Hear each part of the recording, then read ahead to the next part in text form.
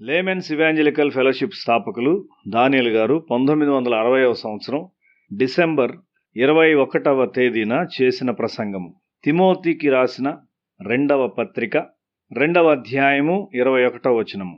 ఎవడైనను వీటిలో చేరక తను తాను పవిత్రపరచుకునే ఎడల వాడు పరిశుద్ధపరచబడి యజమానుడు వాడుకొనుటకు అర్హమై ప్రతి సత్కార్యమునకు సిద్ధపరచబడి ఘనత నిమిత్తమైన పాత్రయై ఉండును.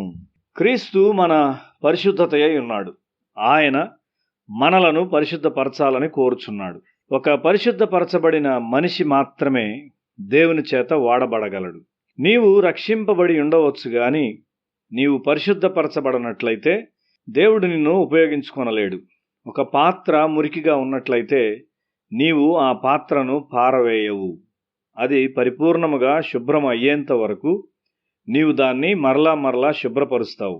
తరువాత మాత్రమే నీవు దాన్ని ఉపయోగిస్తావు. ఆత్మీయ జీవితంలో పరిశుద్ధపరచబడుట అలాంటిదే. పరిశుద్ధుడైన దేవుడు నిన్ను ఒక పరిశుద్ధమైన లక్ష్యం కొరకు వాడుకుంటాడు. ఒక ఆపరేషన్ థియేటర్ను మరియు అందులోని వస్తువులను శుభ్రం చేయుటలో చాలా శ్రద్ధ తీసుకొనబడును. ఆపరేషన్ చేయు వారి శరీరం మీద వైద్యుల యొక్క శ్వాస పడకుండా మాస్కులను ఉపయోగిస్తారు. దేవుడు మనలను సంపూర్ణంగా పరిశుద్ధపరచాలని కోరుచున్నాడు. నీవు ప్రసంగ వేదిక పైన ఉన్నప్పుడు నీ కన్నులు పరిశుద్ధంగా లేనట్లయితే నీవక్కడ నిలబడ్డానికి అర్హుడవు కాదు అని అర్థం. నిన్ను నీవు మహింపరచుకొనుటకు ఒక పాట పాడినట్లయితే నీవక్కడ నిలబడ్డానికి అర్హుడవు కాదు. యోహాను సువార్త 17వ అధ్యాయం 17వ వచనము. సత్యమందు వారిని ప్రతిష్ఠ చేయుము, నీ వాక్యము సత్యము. యేసు చాలా జాగ్రత్తగా ఉన్నాడు. దేవుని పరిశుద్ధమైన వెలుగులో మనలోని ప్రతి భాగము ఎంతో పాపంతో నింపబడి ఉన్నట్లుండును. అది నన్ను వణకునట్లు చేయును. యెషయా దేవుని చూచి, అయ్యో, నేను అపవిత్రమైన పెదవులు గలవాడను, అపవిత్రమైన పెదవులు గల జనుల మధ్యను నివసించువాడను. నేను నశించితిని, రాజును సైన్యములకు అధిపతియు నగు యెహోవాను నేను కన్నులారా చూచితిననుకొంటిని అని యెషయా గ్రంథము 6వ అధ్యాయం 5వ వచనంలో చెప్పాడు. యెషయా చూచినది సింహాసనం పైనున్న రాజును మాత్రమే కాదు గాని అక్కడ బలిపీఠము, దాని మీద ఉన్న పరిశుద్ధపరచు అగ్నిని కూడా చూశాడు. బలిపీఠం నుండి అగ్ని తీసుకుని యెషయా పెదవులను తాకుటకు దేవుడు ఒక దూతను నియమించాడు. అతని పెదవులు పరిశుద్ధపరచబడినవి.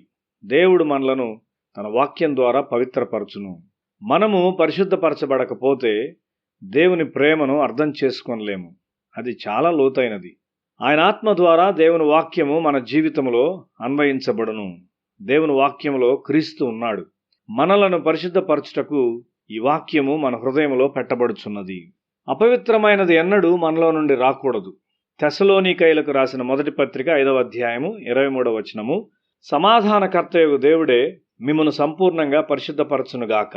మీ ఆత్మయు జీవమును శరీరమును మన ప్రభువైన యేసుక్రీస్తు రాకడయందు నిందారహితముగాను సంపూర్ణంగాను ఉండునట్లు కాపాడబడునుగాక. మీరు కేవలము శరీరాన్ని మాత్రమే కలిగి ఉండలేదు గాని మనస్సు మరియు ఆత్మను కూడా కలిగి ఉన్నారు. ఈ 3 భాగాలు శుద్ధీకరించబడవలసి ఉన్నవి. ఒక మనిషి విగ్రహారాధన జరుగు దేవాలయంలోనికి వెళ్ళినప్పుడు అక్కడ విగ్రహములకు అర్పించిన దాన్ని తినినప్పుడు మనిషి యొక్క ఆత్మ అపవిత్రపరచబడును. నీవు అక్కడ నిలబడి పూజను చూచిన ఎడల నీవు ఆత్మీయ గ్రహింపును కోల్పోతావు. ఈ రీతిగా దేవుని గ్రహించుటకైన శక్తి పోగొట్టుకొనిన చాలామంది క్రైస్తవులను దక్షిణ ఇండియాలోని కొన్ని స్థలాల్లో నేను చూచాను. వారిలో కొంతమందికి దయ్యాలు పట్టినవి కూడా.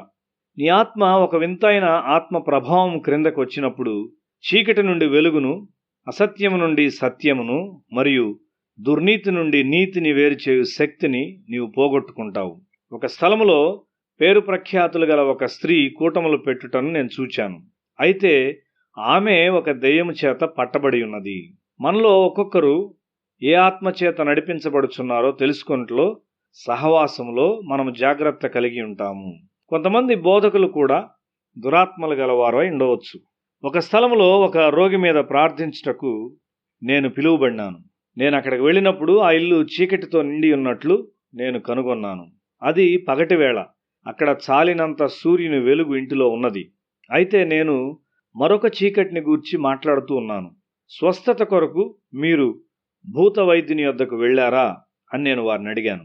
నన్ను పిలిచిన వృద్ధ స్త్రీ వెళ్ళలేదని చాలా ఖచ్చితంగా చెప్పింది. కొంతమంది వృద్ధులు ధైర్యంగా అబద్ధాలు చెప్తుంటారు. అయితే రోగి మాత్రం సత్యాన్ని ఒప్పుకున్నాడు. భూత వైద్యమునకు వెళ్ళిన తరువాత వారొక దేవుని బిడ్డను ప్రార్థించుటకు పిలుస్తారు.